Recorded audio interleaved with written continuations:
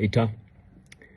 I don't normally do these kind of posts, but today I felt somehow compelled to record something and post it. I felt the need to sort of speak to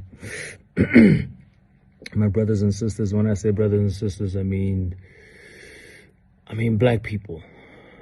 Guys, now is our time. Now is our time as black people to really prove to ourselves that we are worthy of happiness, we are worthy of success, we are worthy of wealth, and that all the dreams that we have, it's really up to us to sort of go out there and push and make sure that we achieve everything that we set out to achieve. The one thing that does concern me about us, my brothers and sisters, is that as black people, we never hold each other accountable, because it's become so easy for us to blame someone else for something. But I've noticed that black people, we don't hold each other accountable. Every day I wake up grateful. Every day I wake up with, wow, I'm in awe of God. A lot of people don't know why I say that. They're probably looking at me and going, yeah, well, it's because you have everything figured out. I don't have everything figured out. Going back to this whole thing about being held accountable, we as black people don't hold each other accountable, so we allow certain things to happen, within ourselves and our circles that we shouldn't. First thing is this: we never hold each other accountable and never call each other out when we brutally and blatantly go out of our way to pull down and destroy another successful black person. It's something that happens. It's become so normal that nobody really cares about it anymore. It's normal to trash any black person that sort of pushes themselves and drives themselves to get out of, their circumstance. The harder you work as a black man, the harder it gets. I mean, we all know it, there's a saying that it's lonely at the top. It shouldn't be. I feel like there's so much room at the top for every single black person, but it starts with us. Accountability. I made it a point that in my circle, if you're going to be in my circle and you're going to be negative and you're going to be toxic, I'm going to cut you out. I don't care who you are. I'm going to cut you out. I'm not going to even think twice about it. I'm not going to have regrets about it. If you are toxic and negative in my circle, you're gone. You're gone. It's as simple as that. I don't care if you're family. I don't care if you're a friend. I don't care if you're an employee. I just don't care. If you are toxic and negative in my circle, you're gone. Why should I keep you? That's what we need. That's the first thing we need to do.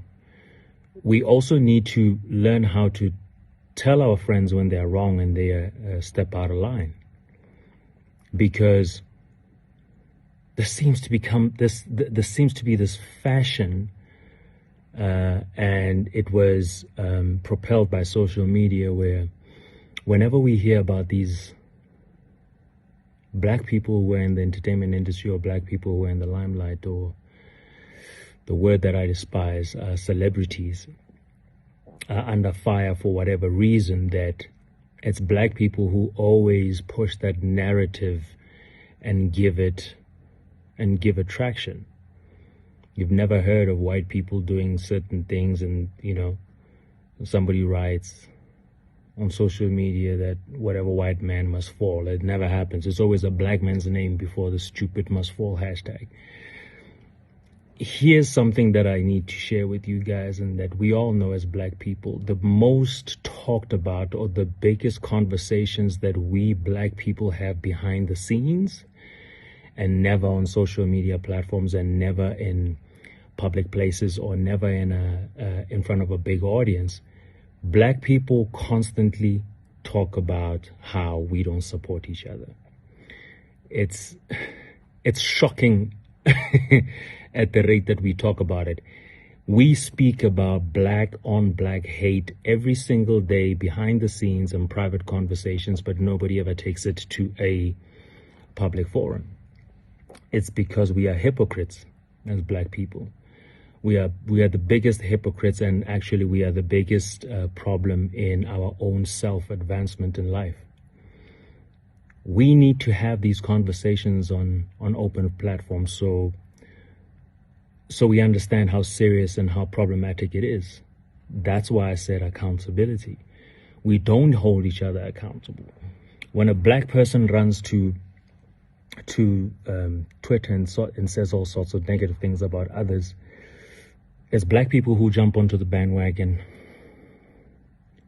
and make that disturbing conversation, topic, trend, whatever, relevant. If black people ignored that nonsense, there wouldn't be such a thing as a trend. There's a reason why it's called Black Twitter. This is not necessarily just about Twitter. It's about the general thing that happens in life, but I'm giving reference to a platform like that because it seems to be the most negative social media platform because of the traffic of black people attacking black people. That's what it is. Black people always find a way to make light of serious situations. We as black people always find comedy out of things that are hurtful and painful to others. We always comment about things that just have nothing to do with a serious real life issue. And we make a joke out of it. We call it banter. We call it this, jokes. We call it, oh, come on, relax, we're just making fun. You're making fun of somebody's pain and heartache. I want to say this to you guys that, the reason why that happens is because of this. And this is the whole point of this video. It's because we as black people still do not believe that we are worthy of success. We don't believe that we are worthy of wealth. We don't believe that we are worthy of happiness. The most broken people are the ones that will always try to break others. There's a saying, hurt people, hurt people, hurt people. It's so true. When you get bullies, whether social media or real life, bullies and people who tear other people down, people who are constantly talking about other people, they do this because they are going through the most. They are really miserable, hurt people. They are suffering. So I actually feel sorry for them. I feel sorry for them. There's a certain compassion that I have towards people who are always speaking hurtful and negative things about others, because I know it's a reflection on who they are. It's got nothing to do with others. It's got everything to do with them. Bottom line is this, guys. We need to be able to look at each other and say, hey, stop that nonsense. We need to be able to call each other out and say, no, don't do that. That is BS. Because it is. If we don't do that, we as black people will never really break from these shackles and these chains of, I don't even know if oppression is the right word, but because I feel like we are on self-destruct mode. We are on self-destruct mode because we don't believe that we deserve good. We don't believe that a happy, successful black man is deserving and worthy, because we're always going to try and find a negative about his happiness and his success, which is sad.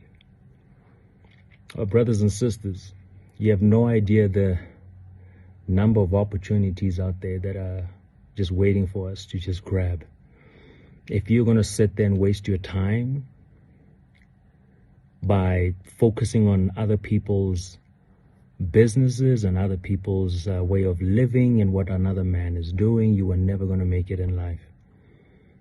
What is going to make this world a better place is the day that we as black people start believing that we are worthy, start believing that we can, and stop entertaining nonsense. Because reality is this, I'm going to say it, and it's going to shock a lot of people and disturb a lot of people, but black people react faster to noise than they do to the truth. I said it. We react faster to noise than we do to the truth. So anything that is rao rao, we're jumping on it and we're going to have an opinion. And part of it is because of a very painful thing that I've come to accept about us, is that it's a reflection on who we are deep inside. We are lacking. We are hurt. We are sad. We are depressed. We are lonely. So we expect that another man's suffering, another man's pain, another man's hardship is something to celebrate. What are we really doing to each other? We're tearing each other down. We're not building each other. And another thing that is a weakness with us black people is that we're always in competition with each other. I don't know why. Let me tell you something. No man is your competition.